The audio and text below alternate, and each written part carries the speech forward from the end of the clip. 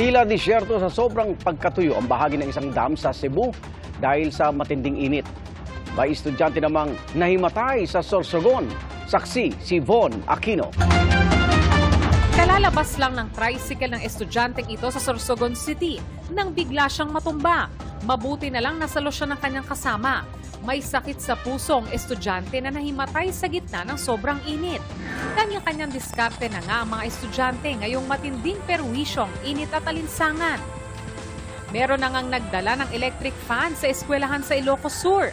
Pinapayagan daw yan dahil kulang sa electric fan ang kanilang classroom. Danger level din ang heat index sa Naiya Pasay at Science Garden sa Quezon City. At sa gitna ng matinding init, nawalan pa ng kuryente ang mga taga-Bunag compound sa Barangay Apolonio Samson sa Quezon City.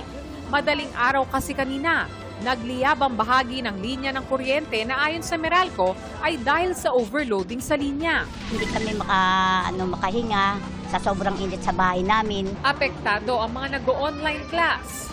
Nangihinayang po. Hindi po kasi ako nakapasok eh. Wala pong lesson ako maririnig.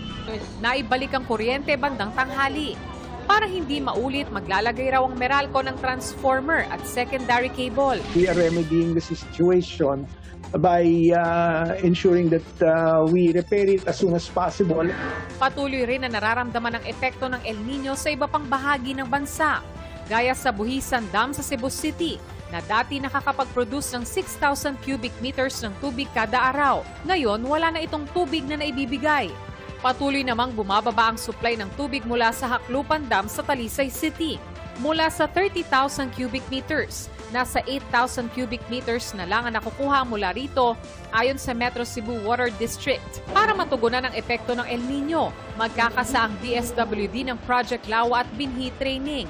Tuturuan nito ang mga katutubo, magsasaka at mangingisda na gumawa ng small farm reservoir o malalawang imbakan ng tubig, pati communal garden at farms. Bukod sa magkakaroon sila ng sarili nilang source ng tubig, makakapagtanim sila sa paligid ng kanilang mga lawa. Hindi na sila gagastos ng gasolina para doon sa pump. Hindi na sila gagastos pambili ng water pump. So, hindi na sila gagastos ng mga gamit na para dyan. Ilulunsad yan sa ilang piling lugar sa Eastern Visayas. May hiwalay pang cash for work training program na ikinasa na sa Santa Maria, Bulacan. Para sa GMA Integrated News, Von Aquino ang inyong saksi. Mga kapuso, sama-sama tayong maging saksi.